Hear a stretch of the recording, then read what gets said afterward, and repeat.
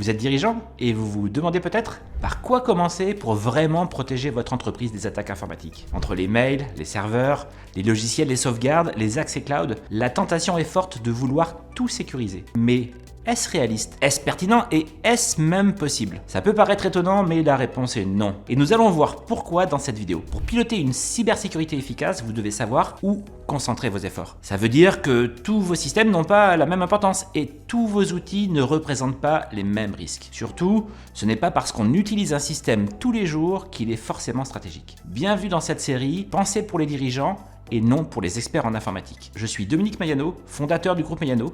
Depuis plus de 25 ans, nous aidons les entreprises et les collectivités à moderniser et sécuriser leur système d'information. Ici, on avance étape par étape avec une méthode claire et accessible pour vous aider à reprendre le contrôle de votre cybersécurité. Et si vous tombez sur cette vidéo sans avoir vu les précédentes, pas de souci. Chaque épisode est autonome, mais tous s'appuient sur une même méthode en 10 points recommandé par l'ANSSI et cybermalveillance.gouv.fr. Aujourd'hui, on répond à une question essentielle. Quels sont les systèmes qui, s'ils tombent en panne ou sont piratés, mettent vraiment votre activité en péril? Parce que c'est en comprenant les conséquences que vous pourrez faire les bons choix de protection. Et comme toujours dans cette série, pas de jargon, pas de panique, juste des outils concrets. Prenons un exemple tout simple, votre messagerie professionnelle. Si elle tombe en panne, 2 heures, c'est gênant. Mais vous pouvez vous organiser et vivre sans. Mais si elle est piratée et qu'un cybercriminel envoie des mails frauduleux à vos clients, là, c'est votre image, votre crédibilité, vos contrats qui sont en jeu. Mêmes outils, 2 scénarios. 2 impacts complètement différents. Alors la vraie question à se poser, ce n'est pas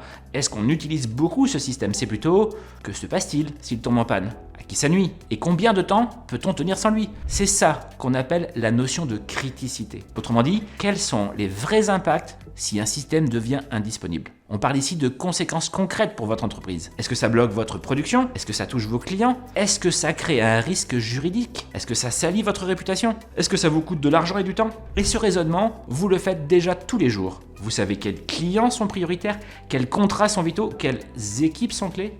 Là, on fait juste la même chose, mais avec vos outils numériques. Parce qu'au fond, vous ne pouvez pas tout protéger de la même façon. Mais ce que vous devez protéger, c'est ce qui fait tourner votre entreprise. Alors passons à l'action. Nous allons transformer la liste de ce qui est critique pour votre entreprise en un outil de pilotage clair, utile et sans avoir besoin de mettre les mains dans la technique. Pour commencer, il vous suffit simplement de raisonner comme vous le faites déjà dans votre activité, c'est-à-dire en évaluant vos risques. Voici une méthode en 3 questions à poser pour chaque système numérique de votre entreprise. Première question, que se passe-t-il si ce système tombe? Est-ce que ça bloque votre production, touche vos clients, crée un risque juridique, abîme votre réputation ou vous coûte du temps et de l'argent? Ici, on évalue l'impact potentiel, pas l'impact technique, juste l'impact business. C'est une question fondamentale parce qu'elle vous permet de savoir, brique par brique, ce qui est prioritaire et ce qui l'est moins. Deuxième question, combien de temps pouvez-vous fonctionner sans ce système? C'est ce qu'on appelle la tolérance à l'interruption. Est-ce que vous pouvez tenir une journée, 2 heures? Certaines fonctions peuvent attendre, mais d'autres pas du tout. Cette question vous aide à savoir ce qu'il faut relancer en priorité si un incident survient. Ainsi, en cas de problème majeur, vous mettez votre focus au bon endroit pour limiter les pertes. Troisième question, quelles données contient ce système? Des données personnelles, des contrats sensibles, des fichiers confidentiels ou peut-être des accès vers d'autres services internes ou externes?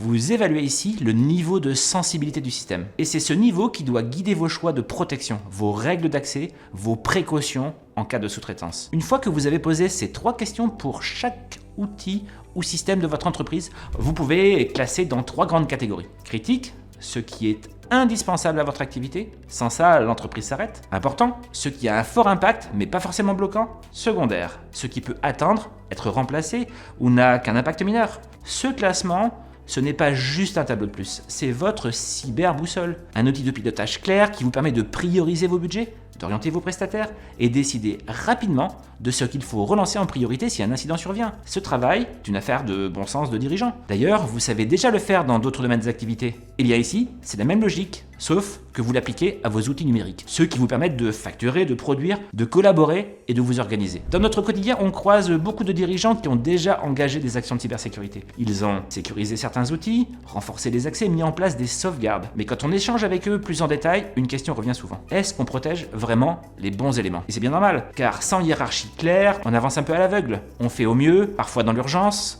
sans toujours avoir la vision d'ensemble. Ce n'est pas un problème de compétence, c'est juste un manque de méthode adaptée au pilotage. L'enjeu ici, c'est de sortir de la logique du tout sécurisé pareil, pour rentrer dans une logique de priorité, de lucidité et d'arbitrage raisonné. C'est ce que nous vous proposons d'explorer sur notre site, à votre rythme, dans l'article associé à cette vidéo. Vous y trouverez des exemples concrets pour vous aider à hiérarchiser vos outils, une trame de réflexion adaptée à votre activité et des ressources pour structurer votre démarche, sans jargon ni complexité inutile. Tout ça dans un format clair, prêt à l'emploi. Le lien est juste sous la vidéo. Et comme toujours, c'est pensé pour vous, dirigeants. Et si ce n'est pas encore fait, je vous invite à vous abonner à cette chaîne YouTube pour voir les prochains épisodes de la série. Chaque épisode vous aide à avancer, étape par étape, dans le pilotage de votre cybersécurité. Sans discours alarmiste, sans jargon. Juste des repères clairs pour faire les bons choix au bon moment. Dans le prochain épisode, on franchira une nouvelle étape. Évaluer votre niveau de protection actuel.